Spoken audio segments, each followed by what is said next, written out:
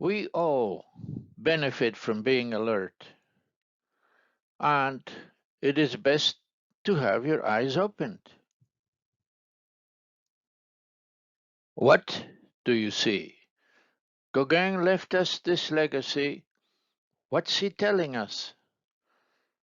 How would you describe what you see in words? He found it easier to describe it in this drawing. So, do you see?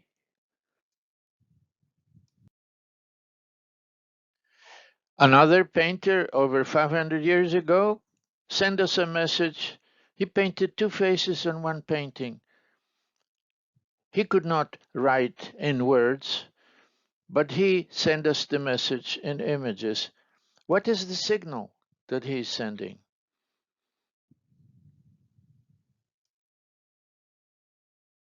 In the following presentation, I will be talking very slowly in a staccato mode because we are aware that many of our viewers are not native speakers of English. Please forgive me if that is irritating, but I do so in the interest of clarity. Welcome to Eye Openers Provocative Images.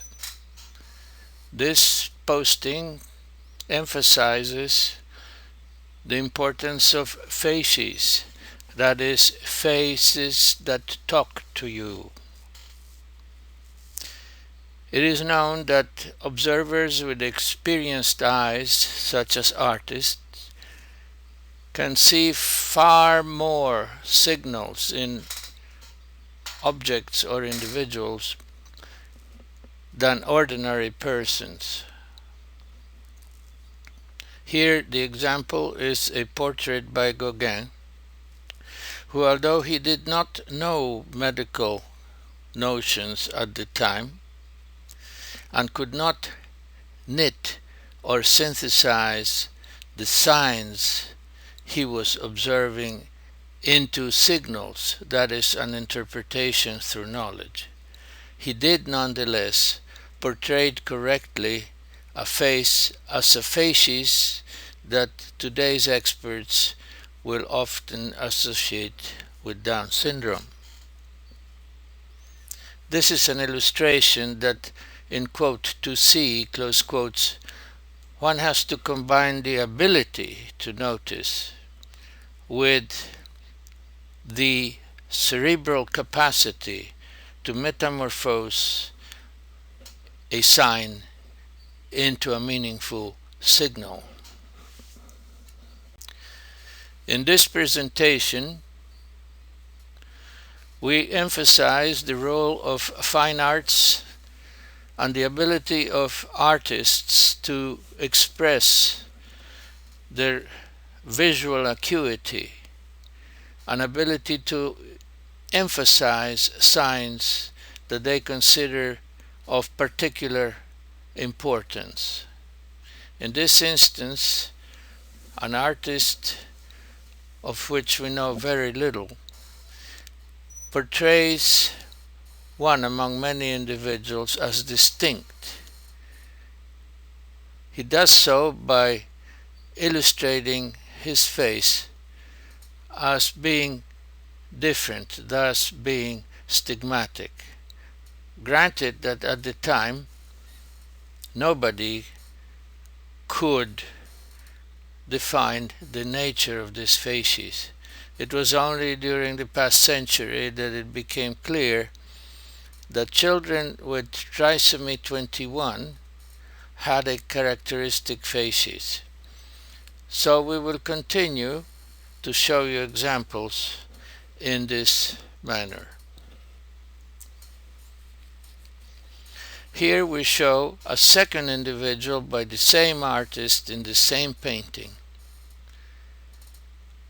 And although this facies of Down syndrome is characteristic, it is different nonetheless from the one we just showed before. So there is a commonality of these stigmatic features, but at the same time there is room for individuality. For every patient with Down syndrome or every human being have distinct facies, and that provides a basis for us to distinguish them one from the other. Here the artist chose to emphasize a slight upward slant of the palpebral fissure, the relatively shortness of the nose and the flat bridge, and also that the corners of the mouth are somewhat lower than the midpoint of the lower lip.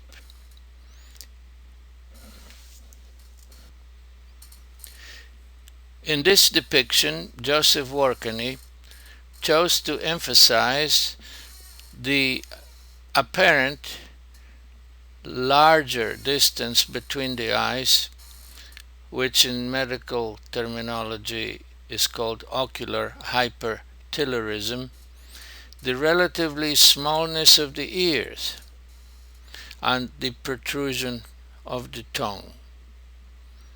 I forgot to mention that Workany also emphasizes the shortness and smallness of the nose. It is relevant to point out that Joseph Workany, a native from Vienna, virtually single-handedly established the medical scientific discipline of teratology.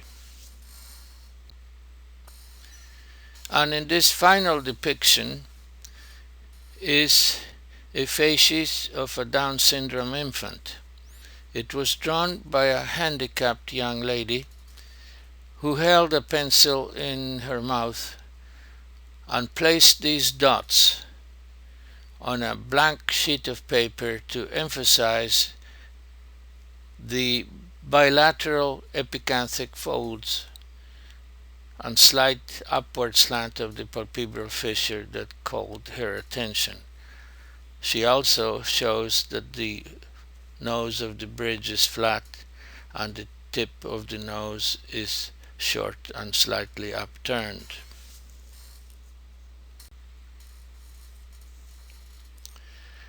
To close this presentation, I offer the following synthesis. Artists train their eyes to note distinct features of what they seek to portray.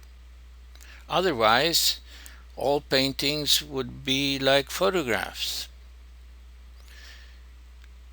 The facies conveys a greater and separate signal than the sum of its parts.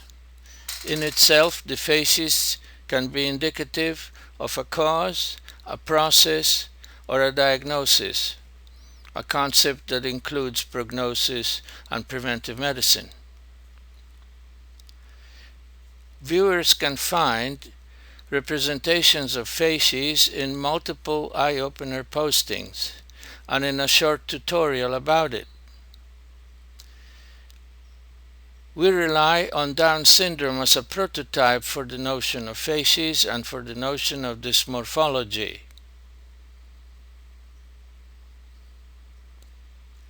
Eye-opener companion sites offer considerations related to diagnosis, but eye-openers per se does not emphasize diagnostic issues and instead emphasizes the visual necessity to recognize dysmorphic signs.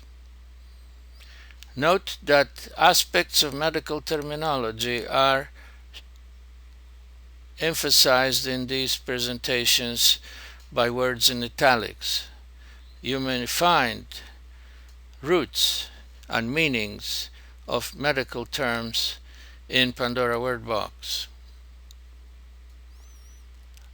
And now it's time to say goodbye and wish you well. The notions we presented concerning facies have been rather brief. There is much more that may be of interest to you.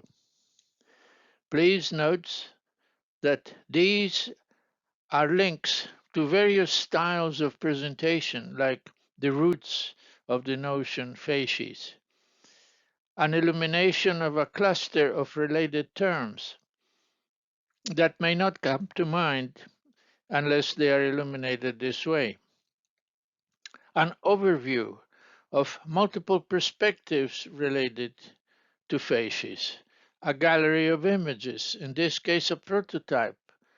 We rely on Down syndrome to be a prototype of characteristic facies. And finally, a video which is embedded in a carousel. These are famous and provocative facies, not just of Down syndrome, but of famous people, normal or otherwise. So I hope you do visit these or at least some of these links, which are also repeated under the screen so that they may be clickable. Now I must say thank you for your attention. I hope you visit our website soon, and until then, please accept my very best wishes.